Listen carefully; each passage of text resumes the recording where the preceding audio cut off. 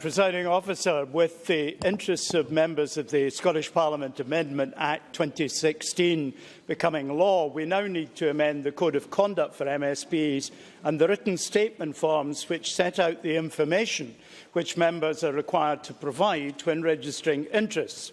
The Standards, Procedures and Public Appointments Committee report on Code of Conduct revisions describes the required changes. We also propose changes to the rules for cross-party groups. Our Act moves interests currently registrable with the Electoral Commission into the Parliament's own regime. The benefits are MSPs' financial interests are in one place on the Parliament's website. MSPs will only have to provide information once.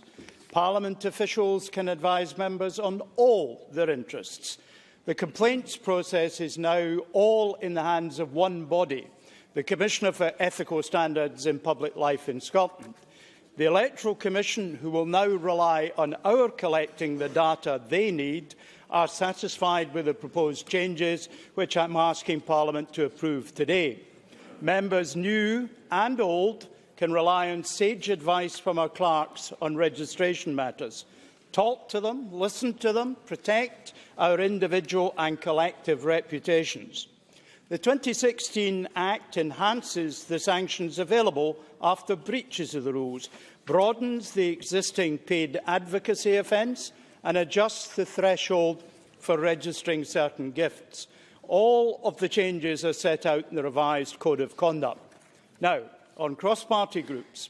The committee previously reviewed our cross-party group rules and their operation.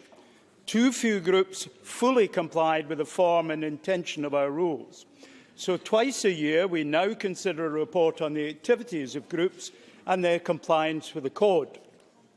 With some prompting from standards clerks, groups are operating to standard. Where necessary, we have indicated that we can deregister a group.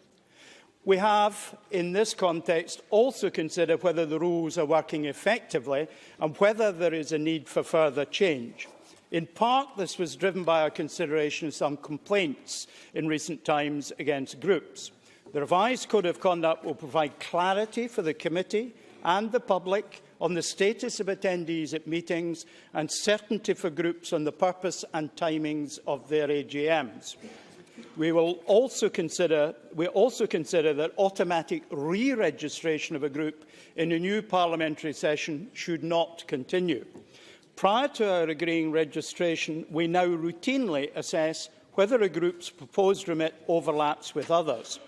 The start of a session is a good time to test all previous groups which want re-registration in that way. We need a proper balance between the number of groups which we would wish to cover a wide area of interest and the number of MSPs available to be members. And finally, we are also proposing changes to the rules relating to groups being accorded recognition late in a parliamentary session. Groups should not be able to receive recognition if there is not enough time left in a session for groups to demonstrate that they are able to comply with the requirements of the Code. We are therefore proposing that new groups will not be permitted to be established after March in the year preceding an election, except in exceptional circumstances. Presiding Officer, I move the two motions you referred to in my name.